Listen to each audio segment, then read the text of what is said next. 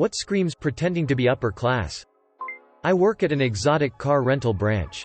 I have plenty of customers that rent our cars and ask us to take the ID tags off the key ring, understandable.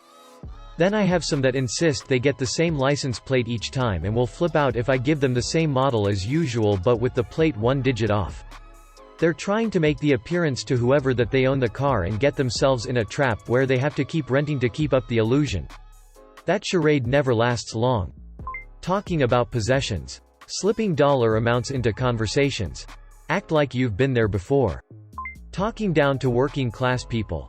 Don't get me wrong, there are definitely snooty arsehole upper class people, however in my interactions with them as a working class person in services they've always been extremely nice. My guess is because we both know who we are in society, so there are no pretensions. Fake upper class people have to completely reinforce the class divide. It had to be absolutely clear that they are and always have been above you.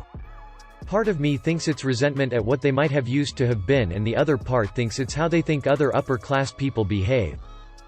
I used to be concerned about how I looked dressed when going to a high-end retailer. Now I simply don't care. If they won't serve me when wearing jeans, then I'll just go somewhere else. We took the wheels off our double wide. And bought plastic paneling that looks like bricks. 20 dudes who pooled their money to pay for one bottle service table at a Vegas club.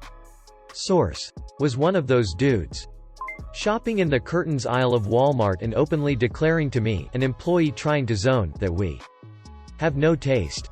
Throwing parties every week. And calling everyone old sport. Pronouncing your name, bouquet. Obligatory edit. Thank you mysterious benefactors. Wearing brand clothes that have the huge name of the brand on them. I used to work in one of the brand stores and these were literally made for the lower class that wants to show off.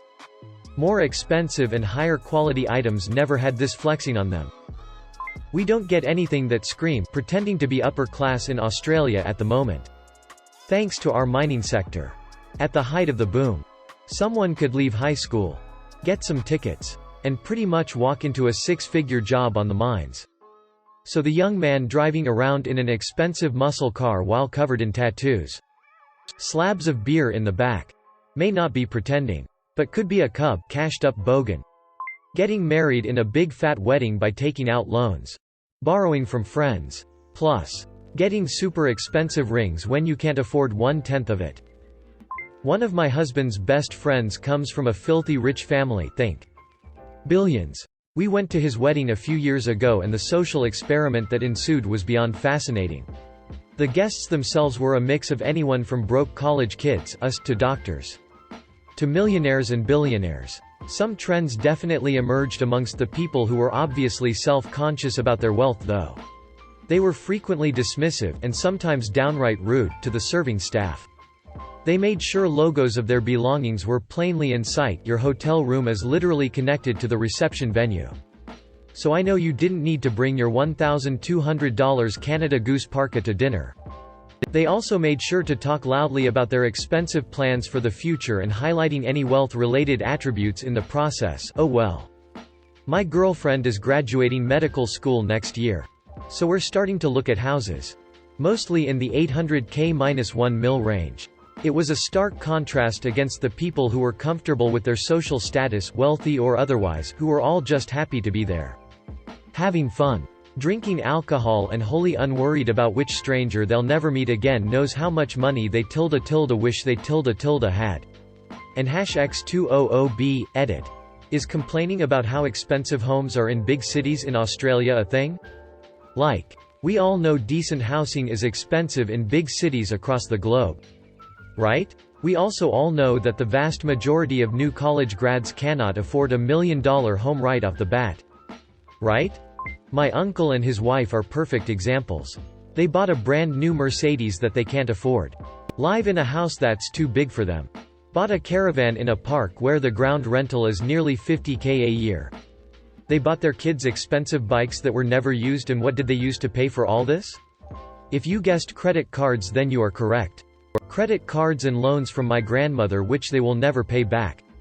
Then they make fun of my mother and I for being working class. Might as well spit on my grandfather's grave since he was working class through and through. Edit. I got the cost of the caravan rental wrong by 10K. It's 5K for the ground rental and they rent the caravan from the site for 35K. So the total is 40K. This was my bad. And my grandmother actually cleared this up for me. Edit 2. As someone pointed out, this number is apparently Seuss. I'm just going off what I was told. When every item of clothing you're wearing has a designer logo on it. Real rich people don't walk around looking like billboards. Buying expensive clothes, or fake ones, and owning a high-end phone. But you stretch your budget to do this in order to make it seem like you can afford excess when you really can't. Definitely buying cars you can't afford. I'm solidly middle class and drive a Ford Focus, don't buy one. There, and a lot of people I work with that make less than I do, roll in driving big expensive trucks or Mercedes cars. If I can't afford that, I know they can't. Rich people on Instagram are probably mostly fake rich. Buying followers. If I were a billionaire, I would not want to be tagged partying on a yacht. Especially not in 2020. Posting pictures of your fancy cars and house renovations, shoes, etc. on social media. Real rich people don't actually have to scream, "I'm rich," to be rich. Simply talking about money and how much things cost is way to brag and show others your wealth. I grew up fairly close to my cousin, he's 6 months older than me, and his family.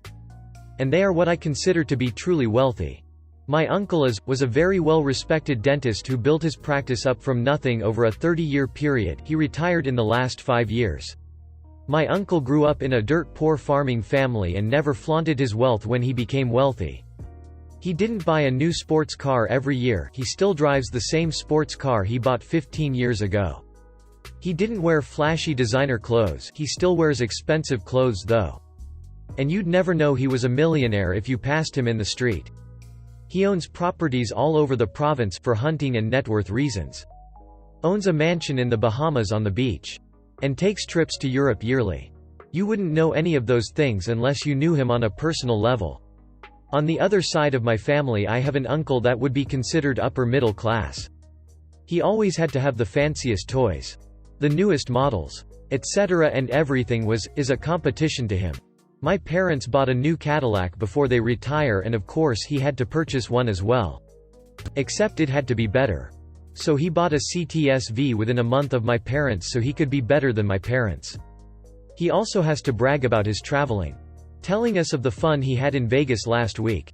The exciting trip to Mexico he's taking next and so on. In my experience there's two types of wealthy.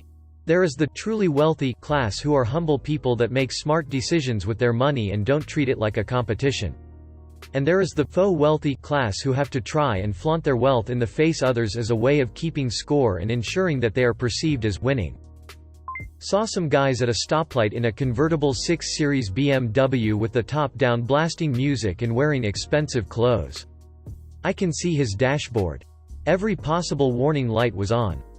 I heard salespeople at high-end shops can tell immediately if someone was actually wealthy in places like Rodeo Drive.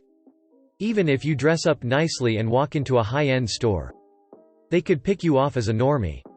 Knockoff luxury brand anything. Usually watches, bags, wallets, clothes. There are plenty of respectable, elegant things that look and work just as well. You're not tricking us. And you're not tricking them, the people who swim in those lanes all the time. My ex comes from a really, well kinda up family. Her dad is a multimillionaire who cheated on her mom and wound up leaving. And was by all accounts not a great husband, father, or man. But after he left, my ex's mom became a professional alimony hound. She never got a high school diploma and worked part-time as a hairdresser. But was a single mom in a house that must have been worth $1 million plus. It was clear based on the way she spoke that she was living paycheck to paycheck on gross child support and alimony checks. Funding a lifestyle that would disappear completely if something happened to her ex-husband. Her home is the most ridiculous thing I've ever seen. Multiple formal dining rooms. Mismatched hardwood furniture everywhere. For some reason every TV is hidden in a closed closet. Etc. But the weirdest thing is that there are no clocks in the house. 25 mirrors. There's not a spot in the home where you can't find your reflection. But you never know what time it is. I'm not sure if that's a direct answer to the question. But I thought it was related. My boyfriend tried to convince me that if I bought a KitchenAid that we'd need to leave it on the counter so people would notice that we could afford to spend $250 on a kitchen appliance. I would love to have one.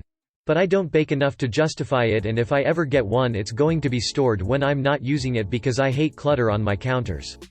Edit. There seem to be a lot of comments disagreeing that $250 appliances aren't upper class. I think this is a matter of perspective. I grew up super poor. If I walked into someone's house and saw a $250 mixer that absolutely is not a basic necessity, I would assume that their family had considerably more money than mine did.